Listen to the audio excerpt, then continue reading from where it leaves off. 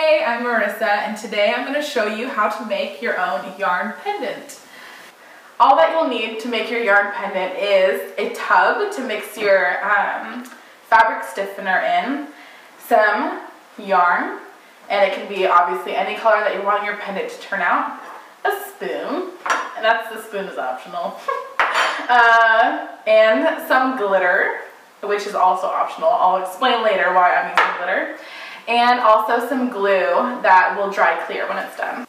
Alright, so all we're going to do to make the fabric stiffener is take your glue, which dries clear, and obviously you can use a different brand, but I have been using Aleene's original tacky glue. And one experiment that I'm wanting to do later on is to actually use Elmer's glue, because I've heard that it would work the same, and if so, that would save even more money. So this is obviously super tacky, so it takes a while to get all of it to actually drain out. So, but in the meantime, you can use that, and then I'm just gonna set it over there while it drains. I have some in there left over from previous pendants that I've been doing, but also I'm using, instead of just fabric stiffener, because my pendants are going on a stage, so I really want them to catch light. So I'm using a glitter, and this is actually, I think, was meant for like scrapbooking or something, like those, I don't really know what it's called, but when you actually put the glitter on the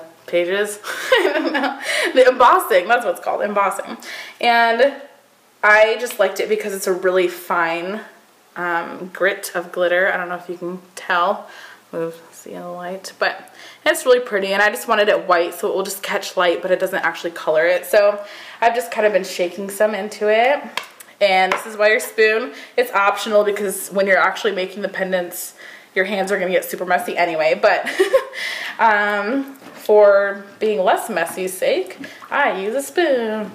And then obviously you'll want to mix in some water too, so it's not all just tacky glue. But I've actually been finding that if you want your pendant to be really strong, use less water. Alright, so now it's time to prepare the actual area where we'll be making the actual pendants.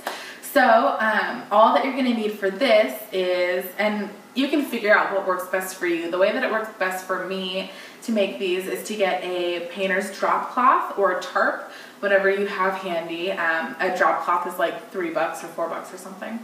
And you're going to want some of your string, which obviously if you're making a yarn pendant, you're going to have some extra yarn. So, and what I did to kind of make this simpler for myself is I tied it between two chairs, as long as you don't need those chairs for something else in the meantime. And yep, just tie it between them, spread out your drop cloth, and then bring over all your supplies. I'm going to actually use these balloons, which you'll see what it's like when it's blown up, but they're those punchy balloons, so bigger than normal balloons, and it works really well for once it's actually done and you need to deflate your pendant, because at the end you just have to choose anything that's going to deflate, and you're able to take it out of the pendant really easily. Alright, so now for the weird, gross, awkward part.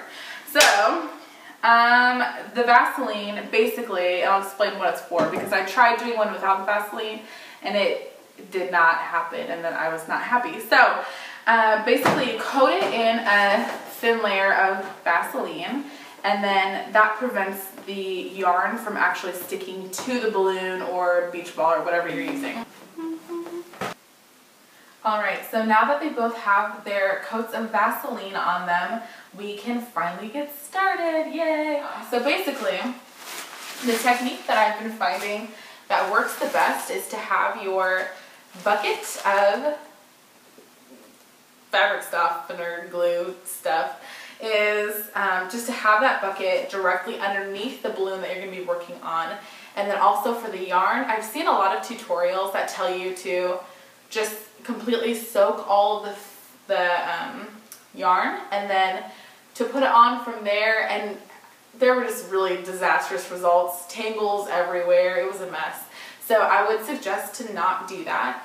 Another technique that we tried was to cut like arm span length pieces of yarn and to soak them one at a time and kind of do that and drape it and then do it over and over and over again. But A, that's really complicated, and B, it falls apart a lot easier. So it's best if you can keep it as one single string. So the best way that I have found to do it is to actually drop this in. Don't unravel it, just drop it into your, and this is where it starts getting really messy. You're gonna be super messy by the time this is done. But, so drop it in and it kind of just let it unravel as you use it. It's going to be much easier, I promise you. I've done a lot of these and I know what I'm talking about now. But yeah, so it's going to be in there. It's going to look all goopy and messy, but it's kind of fun. It's kind of like paper mache, you know, when you're a kid and you do those paper mache projects and it's really messy, but messes are fun as long as you know right off the bat that it's going to be messy.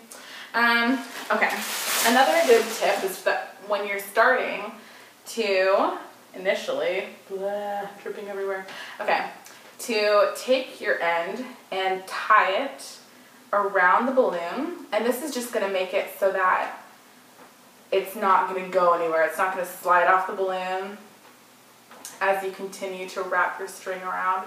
So, and it's sticky enough that your little loose end here, after I double knotted it, you just kind of press it down with the rest of the string so it looks like it kind of has no beginning and no end. Just continue wrapping it, and there's no rhyme or reason to the pattern that you wrap it in. You're just basically, you want it to look, I don't know, is haphazard the right word to use? That's what it's going to look like anyway, so.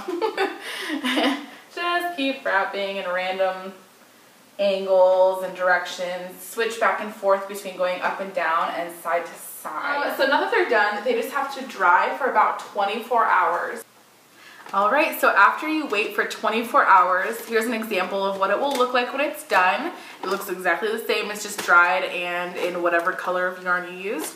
So all you have to do after it's dried for 24 hours is go through and go ahead and push on all of the gaps, and you'll hear that crunching noise, and that is just the balloon separating from the yarn so that you can deflate it without it all sticking together.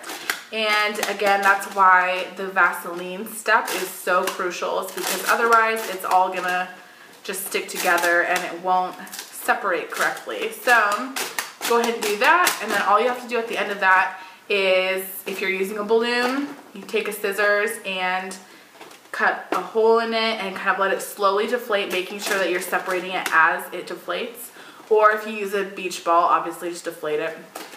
However, so on and so forth until it's deflated and you take out the balloon or beach ball, that just like rolled away, and you have your beautiful pendant, which is ready to be a beautiful accent light or lamp, or in our case, some pendants hanging across the stage. So awesome. I hope you enjoyed this tutorial and that this was a nice project for you to do. And yeah, happy pendant making.